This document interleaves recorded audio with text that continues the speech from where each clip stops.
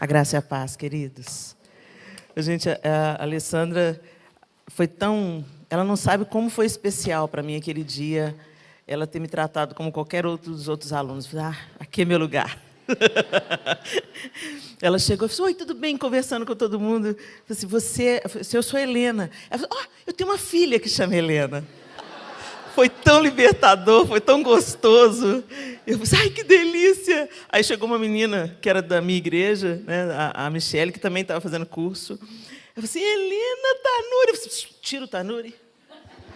Não que eu não gosto do Tanuri, eu quero honrar o sobrenome do meu marido, né? Mas é tão bom ser Helena. É Helena, irmã de vocês, e é tão bom isso. A gente tem que orar mesmo para que cada vez mais a Igreja do Senhor entenda que não é sobre pessoas, não é sobre quem nós somos, é sobre quem Ele é em nós, né? Nós somos todos iguais, alcançados pela graça maravilhosa do Senhor. E é tão bom a gente estar aqui nessa manhã, né? O Senhor é doce, o Senhor é lindo. E eu trago um beijo do João, ele não pôde estar com a gente aqui. Ele sempre, eu e o João, a gente anda sempre colado, né? Mas ele não pôde estar aqui hoje, mas mandou um beijo para vocês.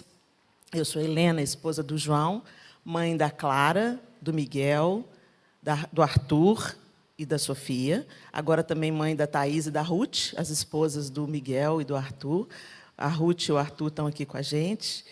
E é uma bondade de Deus ter uma família servindo ao Senhor, crendo naquilo que Ele ainda vai fazer no coração de cada um de nós, né? E é uma alegria para a gente. Eu creio que eu represento toda a minha família aqui, porque se não fosse o apoio e o suporte que eu tenho deles, eu não estaria aqui hoje para compartilhar com vocês a palavra. E vamos falar sobre oração, né, gente? A presença de Deus e a oração. É tão interessante que, se a gente for falar de oração, né, dito de uma maneira simples, a oração é falar com Deus. A gente logo pensa assim, oração é falar com Deus.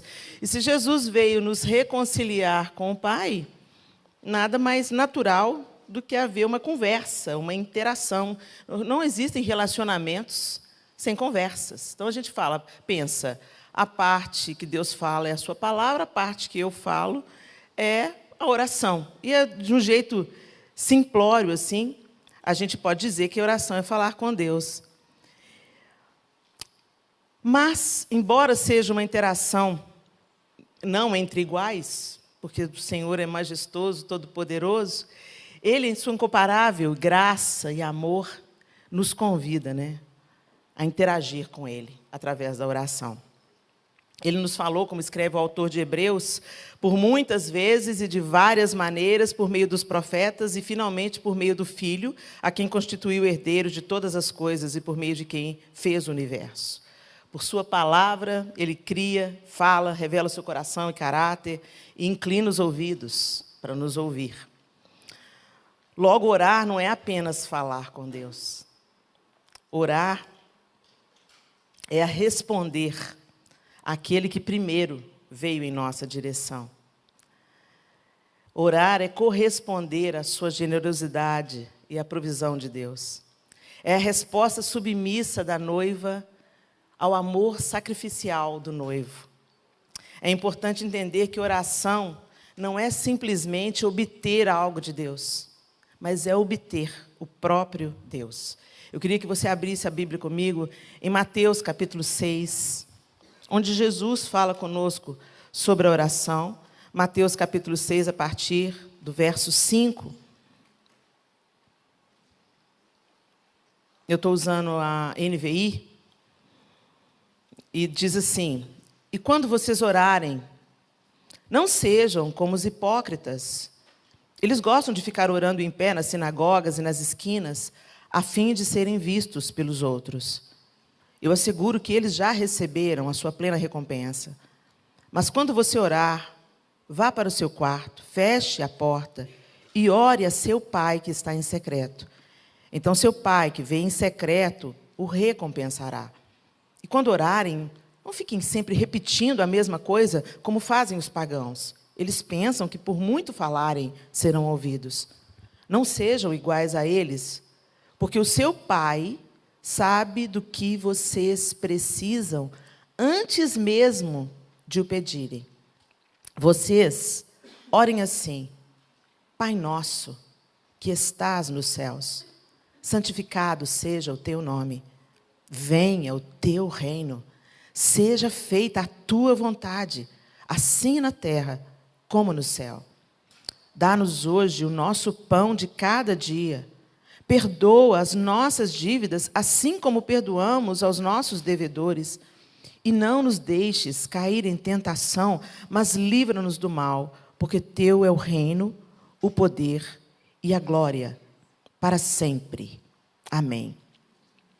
É interessante a gente observar a estrutura dessa oração que Deus nos ensina, que Jesus nos ensina. É interessante o que ele diz antes de ensinar a oração propriamente dita.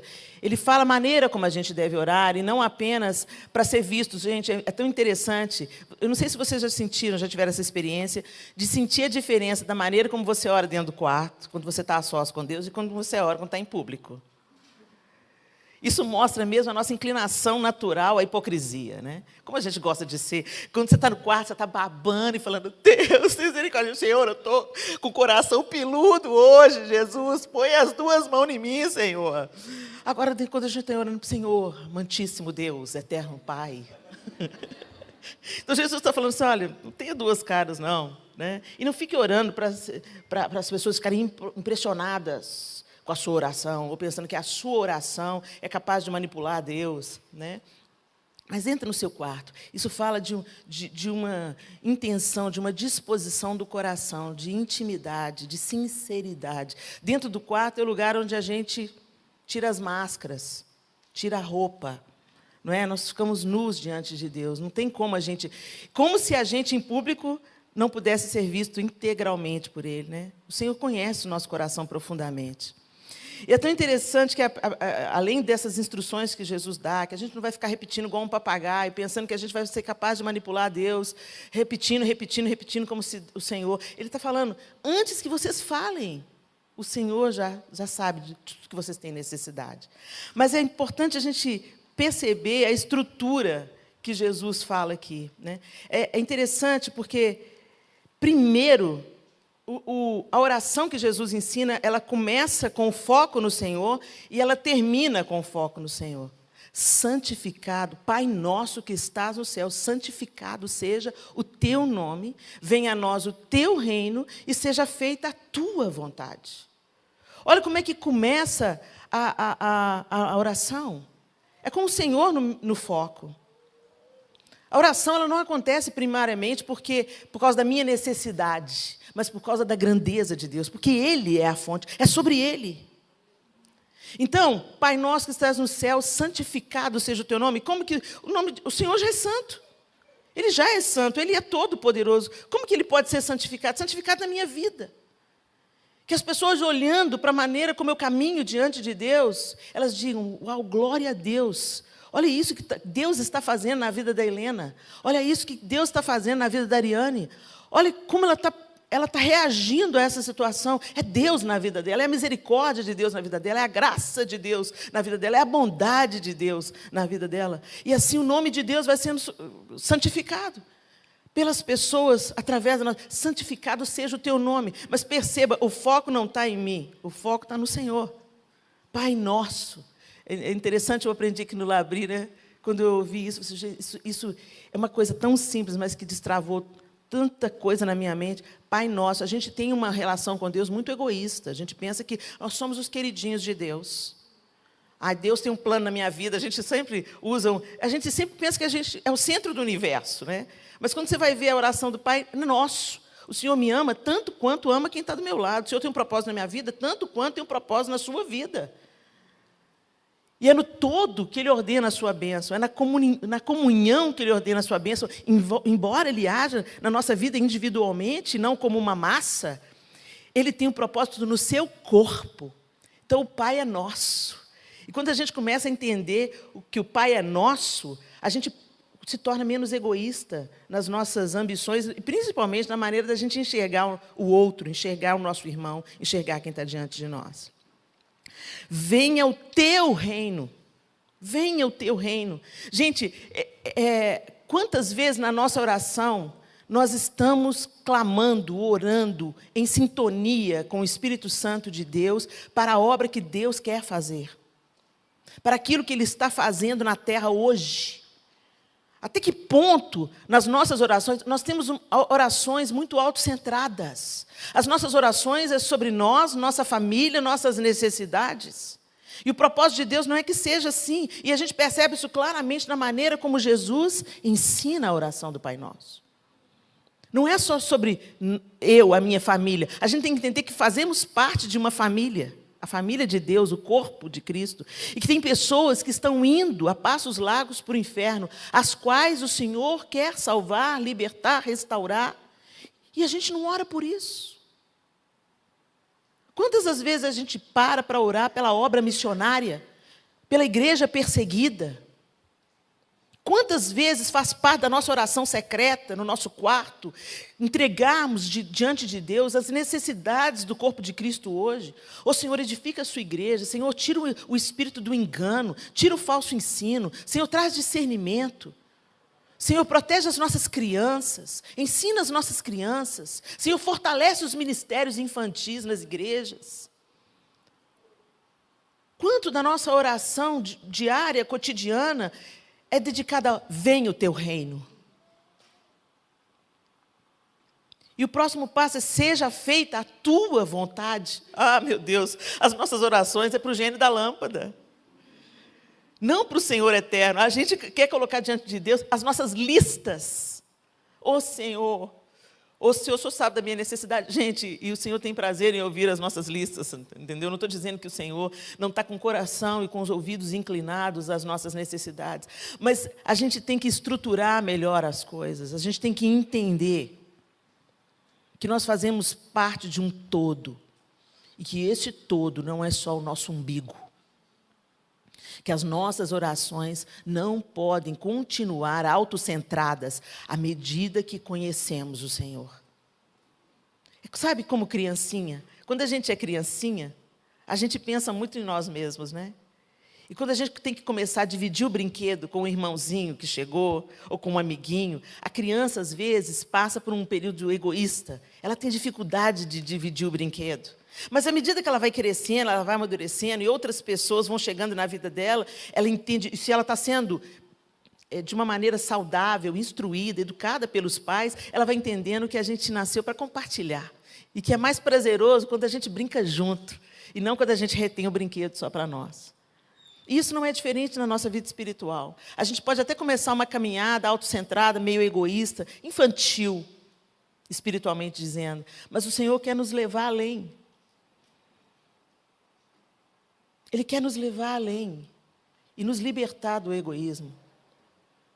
Definitivamente, egoísmo e cristianismo são coisas que não deveriam coexistir. Seja feita a tua vontade. O maior exemplo disso foi a oração do Getsemane. Jesus colocou diante de Deus a sua angústia. Jesus colocou diante de Deus o seu pedido. Pai, se possível, passa de mim esse cálice. Contudo, que não seja feita a minha vontade, mas a tua vontade. Por que Jesus falou isso? Porque Ele sabe que a vontade de Deus é boa, é perfeita e agradável, mesmo quando ela vem de encontro àquilo que é confortável para nós. Aquilo que nos esmaga, às vezes. Aquilo que nos entristece. Jesus estava sendo esmagado no Getsemane, mas a vida foi extraída dele, a nossa vida foi tirada daquele momento. Enquanto ele morria, nós nascíamos, foi por um propósito. E a gente tem que entender que nós podemos e devemos levar ao Senhor todas as nossas necessidades e súplicas, mas nós temos que confiar que Ele sabe como responder. Que a resposta dele é boa. Jesus mesmo nos ensinou que Ele não daria pedra no lugar de pão, nem cobra no lugar de peixe. Se vocês que são maus, o Senhor falou, vocês sabem dar boas dádivas aos seus filhos, quanto mais o vosso Pai Celeste, Ele sabe dar boas dádivas para vocês. Mas entenda, às vezes o não é uma boa dádiva. Às vezes o espera é uma boa dádiva. E, às vezes, o problema é uma boa dádiva, porque aquilo vai te amadurecer, aquilo vai te aperfeiçoar, aquilo vai dilatar o seu coração, aquilo vai fazer você enxergar as coisas sob outra ótica. Semana passada, meu esposo teve que fazer uma cirurgia e eu fui com ele no hospital. Gente, nada melhor para alinhar a nossa fé do que a gente passar um dia no hospital. Nada melhor. Da gente sair do fantástico mundo de Bob que a gente vive e ir para a vida real, e ir para o lugar de extrema dor. Eu tenho para mim, gente, que o hospital devia ser o lugar mais bonito, mais cheiroso, mais humanizado. O melhor lugar do mundo devia ser um hospital, porque as pessoas ali, elas estão em sofrimento extremo, com a consciência absoluta da sua finitude, com a consciência absoluta da sua limitação. Elas estão vivendo problemas surreais, ou elas estão acompanhando alguém muito amado que está em sofrimento. Então, o hospital devia ser o melhor lugar do mundo, mas não é. E é o lugar bom para a gente orar. E enquanto o João estava na cirurgia, e Jesus está no hospital, viu, gente? Jesus está no hospital. Enquanto o João estava em cirurgia, eu tinha trancado a porta do quarto, que eu estava esperando ele no quarto. Outras pessoas estavam esperando numa cadeira. Essas desigualdades, elas mexem muito com a gente. Por isso que Jesus precisa vir, gente, porque homem nenhum vai consertar a bagaça. Homem nenhum vai consertar. Só o reinado do Senhor vai consertar. E eu estava numa sala esperando com uma série de pessoas que estavam ali, esperando outras pessoas que estavam em cirurgia, numa cadeira. E tinha uma televisão ligada na Globo e um cafezinho. E a moça virou para mim e falou assim, você pode voltar para a sala da cadeira? Mas eu falei assim, mas a outra moça falou que eu podia já ir para o quarto. Ah, você vai para o quarto. E eu fui para o quarto, e ali eu fechei a porta, tranquei a porta e comecei a orar pela situação do João e pelas pessoas também que estavam em cirurgia. Eu falei assim, não estou aqui à toa, não estou aqui só por causa do João. Estou aqui porque Deus tem um propósito, quer fazer alguma coisa nesse hospital, que eu não sei o que é, mas eu estou em concordância, em interação com o Pai. E comecei a orar pelas pessoas e tal, e tal. E houve um momento que alguém bateu para me entregar alguma coisa no quarto, e eu deixei a porta destrancada e voltei para a oração. E aí eu estava de joelho, e nessa oração, eu estava cantando uma música, e a música diz assim, que quando eu me sinto sozinho, o Senhor está. Eu estava ouvindo essa música, eu estava de joelhos em oração e sendo ministrada por aquela música, e eu pensei assim, gente, eu pensei, que vontade de ganhar um abraço do Senhor. Aí uma pessoa bateu na porta e já foi abrindo. Sabe quando uma pessoa bate e já vai abrindo? E estava trancada, eu pensei que estava trancada, mas não estava, porque eu abri um pouco antes e esqueci de trancar de novo. Então, quando ela bateu, eu já virei para levantar para abrir, só que ela abriu a porta. Quando ela abriu, eu vi o braço dela, ela falou assim, oh, Jesus está nesse lugar. Aí eu já desmontei, porque não, né? Eu já estava de joelho mesmo, ainda bem que eu já estava de joelho, falei para ela, assim, tá. Aí eu levantei, vim em direção a ela, ela me abraçou, ela não falou nada. Antes de qualquer coisa, ela me abraçou apertado. E eu comecei a chorar, e ela falou assim, eu não ia entrar. Eu sou cuidadora e passei para deixar um cartão. Eu ia passar direto, mas Deus sabe por que eu entrei. Fica tranquila, vai ficar tudo bem. Deus escuta a sua oração antes que você fale. E, de vez em quando, Ele manda esses sinais da sua graça, para que a gente entenda que Ele está, Ele é, Ele pode. E tem dias que Ele vai te deixar no vácuo. Ninguém vai te abraçar, não vai ter mensagem, entendeu? Você vai ficar, Senhor, manda um sinal de fumaça e nada vai acontecer. Mas fica tranquilo, porque Ele está. Caminhamos por fé e não por vistas. Amém? E é interessante que na continuação do Pai Nosso, o pão nosso de cada dia dá-nos hoje. Aí vem especificamente as nossas necessidades. O pão nosso de cada dia nos dá hoje. Essa é uma declaração de confiança. Eu dependo de Deus para hoje. Eu confio que o Senhor vai me dar o pão para hoje. Eu confio que nada do que eu preciso vai me faltar. Se está me faltando, é porque eu posso passar sem. O pão nosso de cada dia, a gente vive num tempo sempre urgente e sempre focado no amanhã. Amanhã eu preciso de ter. A gente vive num tempo focado nos bens que conquistamos, nas coisas que obtemos. E isso não é sobre o Senhor, gente. Isso é sobre esse tempo.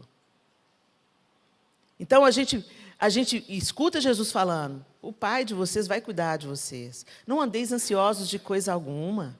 Olha como é que os lírios do campo funcionam, como é que eles se vestem. Nem Salomão, em toda a sua glória. Olha para os pássaros, eles não semeiam, mas o Senhor cuida deles. Jesus deixou muito claro a estrutura. Mas a gente flerta o tempo inteiro, né? É uma luta espiritual, de fato, entre carne e espírito. A nossa carne quer conquistar, a nossa carne quer ter sucesso, a nossa carne quer adquirir bens. Mas o Pai Nosso fala assim, foca no hoje, confia no hoje. Confia que eu vou cuidar de você cada dia. Por isso ele ensina a oração. O pão nosso de cada dia dá-nos hoje. O maná caía todo dia. E se guardasse para amanhã... Vocês acham que isso era só excentricidade de Deus? Vocês não vão guardar... Não é, isso é um exercício de confiança. Ele estava treinando o povo na confiança. Vocês estão confiando nos celeiros de vocês? Vocês estão confiando nos bens de vocês? Não, confia em mim. Confia em mim. A próxima diz, perdoa as nossas dívidas assim como perdoamos aos nossos devedores. É uma declaração de obediência. Primeiro uma declaração de confiança, depois uma declaração de obediência. Ou seja, eu sei que eu preciso perdoar, porque senão eu não serei perdoado. Então, eu obedeço, eu ousadamente entro na presença do Senhor e digo, perdoa as minhas dívidas, assim como eu tenho perdoado. Não dá para mentir para Deus, dá, gente? Então, Jesus já está deixando a coisa muito clara, já está lançando a real. Vocês veem? Vem em obediência. Que se você se apresentar ali diante de Deus, com pendência com seu irmão, você deixa primeiro a sua oferta. Vai primeiro reconciliar com seu irmão. Depois você vem e oferece a sua oferta. Então, Jesus está colocando para a gente um prumo de obediência. Perdoa os meus pecados, porque eu preciso do seu perdão. Cotidianamente, diariamente. Eu preciso do seu perdão.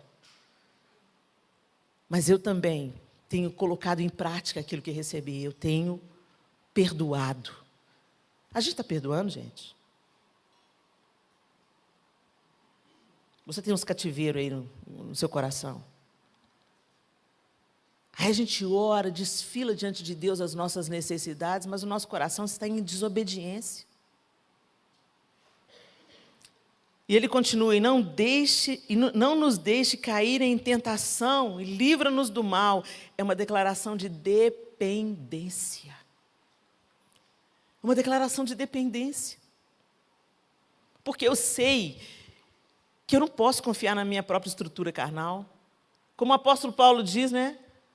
O bem que eu quero não faço, mas o mal que eu não quero é esse que eu faço. Eu dependo do Senhor, eu preciso do Senhor para que o Senhor não me deixe cair em tentação, para que o Senhor me livre do mal. Então perceba, gente, a oração do Pai Nosso, a estrutura de Jesus comece colocando Deus no foco, querendo fazer a vontade de Deus, querendo que a vontade de Deus prevaleça, querendo que Ele seja tudo em você. Segundo, caminhe numa declaração de confiança, numa declaração de obediência, numa declaração de dependência de Deus. E por fim, pois teu é o reino, o poder e a glória para sempre. Adore. Reconheça a soberania, a grandeza e o poder de Deus. Adore. Isso não é uma reza, o Pai Nosso não é uma reza para a gente repetir como papagaio. Tem uma estrutura proposta que organiza qualquer oração que você vai fazer na vida, que te mantém conectado com Deus. Nós precisamos entender que precisamos do Senhor e que a oração é uma maneira de estarmos na sua presença, num relacionamento íntimo, numa interação profunda com Ele. Em seu livro, Quando Eu Não Desejo Deus, o nome do livro é Quando Eu Não Desejo Deus, do John Piper, ele escreve, Não é errado querer as dádivas de Deus e pedi-las. No entanto, toda dádiva deve ser desejada essencialmente porque ela nos mostra mais de Deus e nos acrescenta mais dele. Assim, é secundária cada oração pela vida, pela saúde, pelo lar, pela família, pelo emprego e pelo ministério. O grande propósito da oração é pedir que, em todas as suas dádivas e por meio delas, Deus seja a nossa alegria. Deus seja a nossa alegria, o nosso maior prazer, o nosso maior contentamento. Mas muitas vezes nós continuamos com uma mentalidade utilitarista. Então nós nos aproximamos do Senhor, nós vamos para a presença de Deus, mas com um coração de cobiça. O Francis Schaeffer fala isso no seu livro. Eu nunca tinha tentado para isso. Cobiça em relação a Deus. Como é possível cobiça em relação a Deus? E o Schaeffer, ele propõe um teste. Ele fala assim, como é que nós vivemos? Ele está falando especificamente sobre o aspecto interior dos 10 mandamentos, né? E santidade e tal. E, especificamente, ele para no 10º mandamento. Ele vai falando que todas as vezes que a gente comete um pecado, na verdade, a gente comete 2. Porque todos os mandamentos vêm e não cobiçarás, é o 10º mandamento, nem a mulher do seu próximo, nem as terras, né? Então, ele falou assim, todas as vezes que você comete um pecado, você está cometendo 2. O 10º mandamento e qualquer um dos 2. Porque primeiro eu cobiço, para depois eu adulterar. Primeiro eu cobiço, para depois eu roubar. Então, ele vai fazendo essa relação e ele está explanando sobre isso. E ele fala assim, ele propõe um teste prático, né, para a gente identificar a cobiça contra Deus. E eu ficava pensando, gente, é possível cobiçar contra Deus? E ele está dizendo assim, eu devo amar a Deus o suficiente para me sentir satisfeito. E eu devo amar o meu próximo o suficiente para não sentir inveja dele. Então, ele coloca essa proposta de como que a gente pode passar um crivo no nosso coração, um teste no nosso coração. Será que eu estou totalmente satisfeita em Deus? Porque se eu sou plenamente confiante, satisfeita, e expresso isso com ações de graças, mesmo quando a coisa não está do jeito que eu queria, então eu estou numa relação, em oração com a presença de Deus adequada. Agora, se não, é uma coisa que a gente precisa de deixar a sonda de Deus descer ao nosso coração. Será que nós confiamos plenamente em Deus?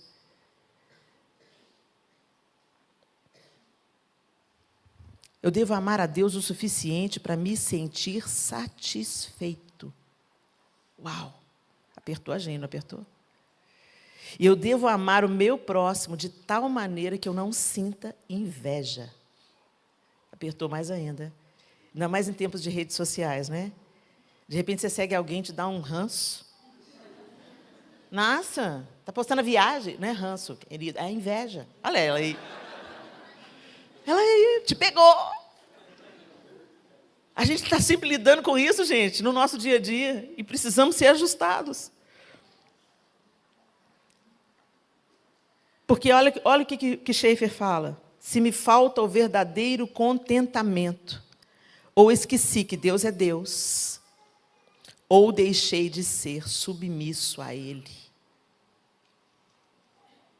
Por isso que, em várias partes da Bíblia, aos Filipenses, o apóstolo Paulo fala, não fiquem preocupados com coisa alguma, mas em tudo sejam conhecidas diante de Deus os pedidos de vocês, pela oração e pela súplica, com ações de graças.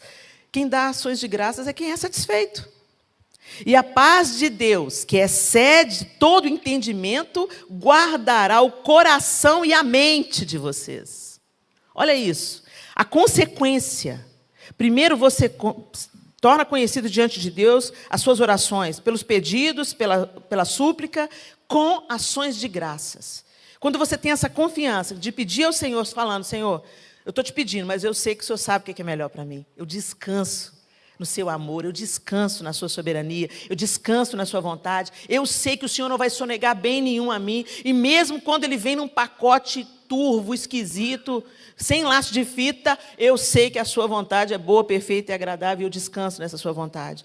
É isso que acontece como consequência. A paz de Deus, que excede todo entendimento, guardará o coração e a mente de vocês em Cristo Jesus. Vocês cobiçam e nada têm, a carta de Tiago.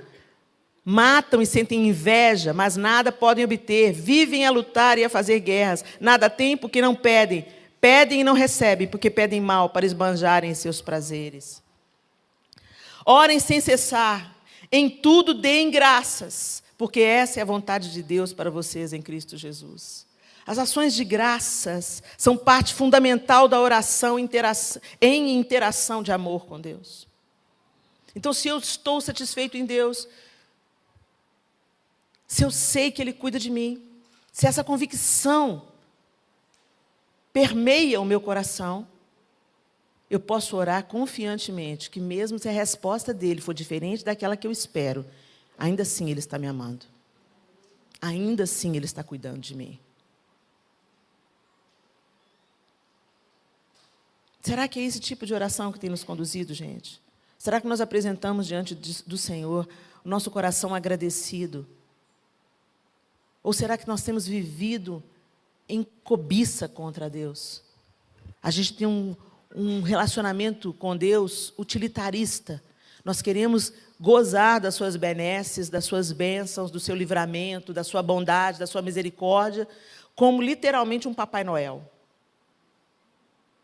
Como literalmente, eu vejo cristãos, muitas vezes, com uma vida de oração pautada no eu peço, e o Senhor tem que me atender, porque eu tenho vivido diante dEle e Ele tem promessa para mim. Por isso, depois do ano passado, do último resultado das eleições, e nós não vamos entrar nesse mérito profundamente, mas eu fiquei chocada da reação de cristãos imediatamente perto de mim, ou pessoas que interagiam comigo através das redes sociais. Uma desesperança tomou conta dos crentes. Deus não ouviu a nossa oração, eles diziam. Será que Deus não se importa? Nós oramos em unidade, nós oramos, está acontecendo alguma coisa completamente adversa, completamente diferente. Teve gente, que largou a igreja. Que relacionamento de oração que nós estamos tendo com Deus?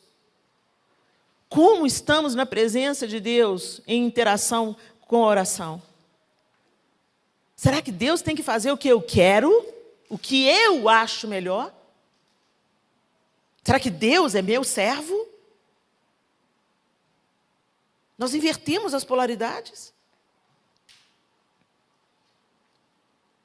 Todo convite, a gente vai ver no Novo Testamento, sobretudo, vários convites à oração, e eles estão inteiramente ligados à gratidão, a ações de graças. Ser cheio do Espírito, dando graças.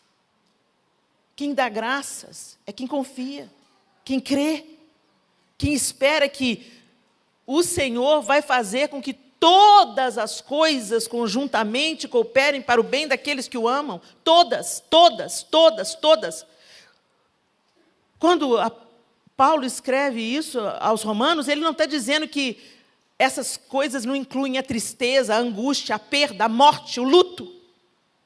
Todas as coisas.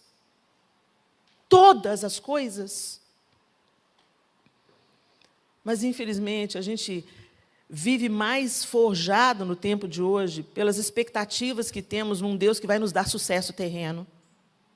E quando eu digo sucesso, eu não digo evidência. Eu digo sucesso naquilo que eu me proponho a fazer. O negócio vai dar certo, os filhos vão todos caminhar na presença do Senhor, vão ser ministros na sua casa, o casamento vai ser perfeito.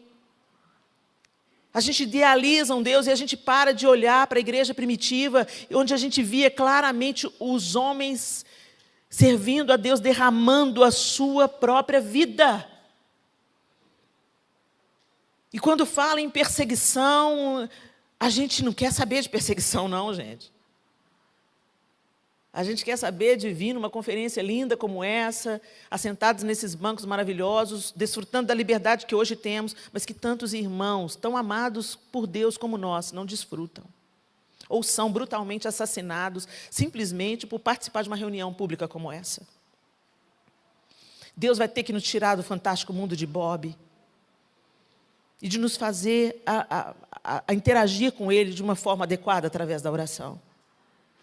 Não uma oração autocentrada, mas uma oração que coloca a glória e a expectativa na bondade, no reino de Deus, na sua justiça, confiando plenamente, dependendo plenamente, obedecendo plenamente e dando glórias por tudo ao nosso Deus e Pai, pois teu é o reino, o poder e a glória para sempre.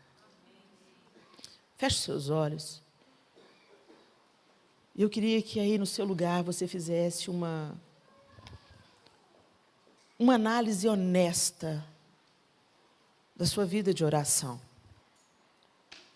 da prática da sua oração. Infelizmente, as pessoas, hoje, muitas pessoas, irmãos sinceros,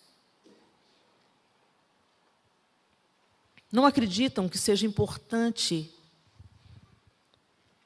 a leitura da palavra.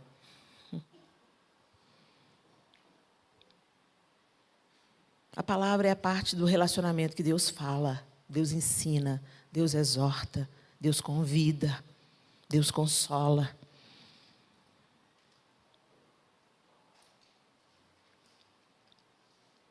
A outra parte é a parte que nós falamos. Interagimos com Deus através da oração. Mas muitos irmãos sinceros ainda experimentam uma oração autocentrada e utilitarista. E mesmo os mais maduros, ocasionalmente pode ocorrer conosco de nós entrarmos nessa oração utilitarista e autocentrada. Que o Espírito de Deus nos ensine, meus irmãos. E nos ajude a ter um coração que ora conforme a vontade de Deus. Que assim como Jesus ensinou, coloque o foco na fonte que é o Senhor e não na nossa necessidade. Que nos faça interagir com Ele e não apenas apresentar as nossas listas. E que nessa interação experimentemos contentamento, satisfação em Deus, em quem Ele é, muito mais do que as suas dádivas. Que as dádivas realmente ocupem um lugar secundário e que a presença, o caráter, o amor de Deus seja a nossa principal busca nessa conversa chamada oração. Senhor, nós te louvamos nessa manhã bendita. Nós agradecemos ao Senhor, porque o Senhor é bom, é misericordioso. O Senhor falou primeiro e nos atraiu, nos convidou para termos comunhão contigo, através da oração. Nos perdoa, Senhor, porque muitas vezes exercemos cobiça contra o Senhor. Queremos adquirir, extorquir algo do Senhor, apresentando ao Senhor as nossas listas de pedidos e súplicas, antes de reconhecermos a sua vontade, o seu reino, a sua grandeza, a sua paternidade. Nos perdoe, Pai. Pai nosso, Pai que não é só meu, Pai nosso, que o teu nome seja santificado, através da nossa maneira de viver, de falar, de agir, de pensar.